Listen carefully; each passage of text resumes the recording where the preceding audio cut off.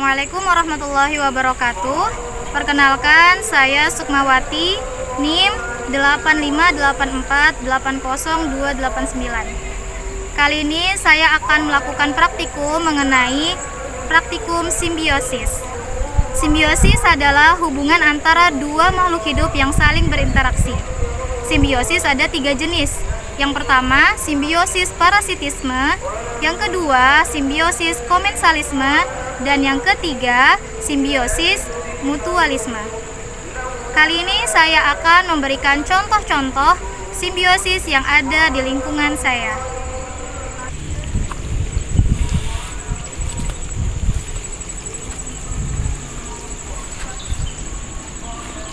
Nah, yang pertama, simbiosis parasitisme. Simbiosis parasitisme adalah hubungan antara dua makhluk hidup yang satu diuntungkan sedangkan yang lainnya dirugikan. Contohnya ada pada daun melon dan ulat. Teman-teman bisa lihat di sebelah sini, daun melon ini sudah dimakan ulat. Ulat mendapatkan sumber makanan dari daun melon. Sedangkan daun melon mendapatkan kerugian karena dimakan oleh ulat yang dapat menghambat proses pertumbuhan dari daun melon itu sendiri. Jadi, satu makhluk hidup yaitu ulat yang mendapatkan keuntungan, sedangkan makhluk hidup yang lain yaitu daun dari tumbuhan melon ini mengalami kerugian.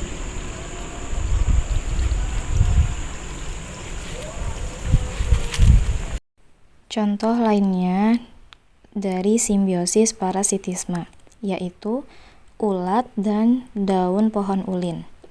Di sini, ulat mendapatkan sumber makanan dengan memakan daun dari pohon ulin, sedangkan pohon ulin dirugikan karena daunnya dimakan oleh ulat yang dapat menghambat proses pertumbuhan pohon.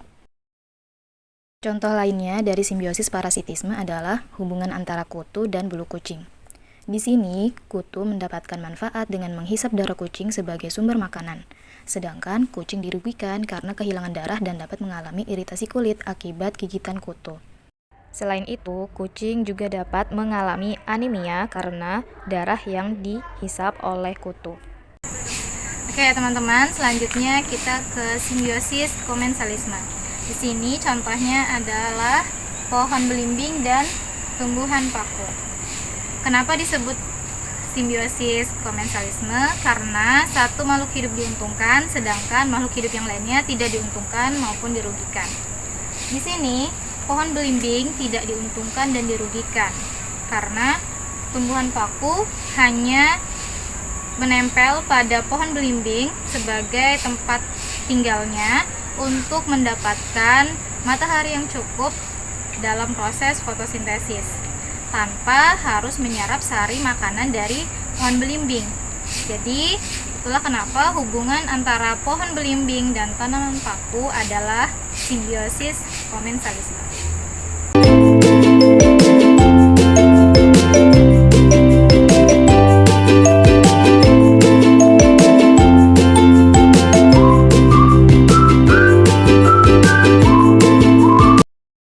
Ini contoh lain dari simbiosis komensalisme. Dalam hubungan ini, daun sirih mendapatkan tempat hidup dan tempat untuk merambat. Sedangkan pohon jambu tidak dirugikan maupun diuntungkan dari keberadaan daun sirih. Selanjutnya, simbiosis mutualisme. Simbiosis mutualisme adalah hubungan antara dua makhluk hidup yang saling menguntungkan. Contohnya, ada pada hubungan antara bunga dan kupu-kupu ataupun lebah. Bunga mendapatkan keuntungan berupa kupu-kupu atau lebah membantu proses penyerbukan pada bunga.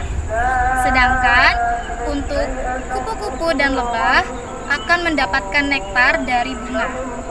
Jadi, simbiosis mutualisme ini akan menguntungkan antara dua makhluk hidup yang saling berinteraksi. Ketika kupu-kupu atau lebah menghisap nektar dari bunga, serbuk sari dari bunga tersebut menempel pada tubuh kupu-kupu atau lebah.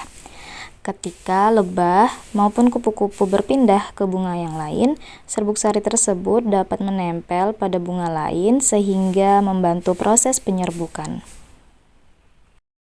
Teman, begitulah praktikum untuk tema simbiosis kali ini.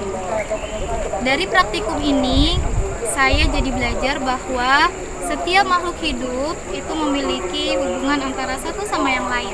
Ada yang saling menguntungkan, ada yang satu untung dan satu yang dirugikan, dan ada pula yang satu diuntungkan sedangkan yang lainnya tidak dirugikan ataupun diuntungkan.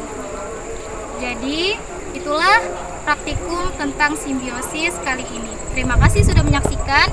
Assalamualaikum warahmatullahi wabarakatuh.